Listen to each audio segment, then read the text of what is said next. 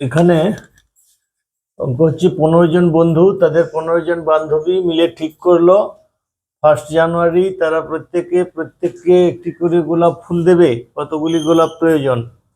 তো এখানে 15 জন বন্ধু আর 15 জন বান্ধবী সমান হচ্ছে 30 জন। আর তাহলে 30 জন যদি প্রত্যেককে একটি করে গোলাপ দেয়, তাহলে এক একজন কতজনকে দিবে? না এক একজন কতগুলো করে গোলাপ নিবে একই জিনিস। তো গোলাপ কিনতে গেলে নিজের জন্য তো আর কিনতে হচ্ছে না, অপর 29 জনের জন্য কিনতে হচ্ছে।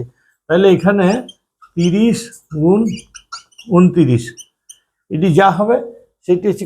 কিন্তু আমরা এই ধরনের অঙ্কগুলো কি করব না, একটি সূত্রের সাহায্যে করব। সূত্রের সাহায্যে করব কি, এখানে মোট সংখ্যা, সূত্রটি কি, মোট সংখ্যা গুণ মোট সংখ্যা বিয়োগ 1।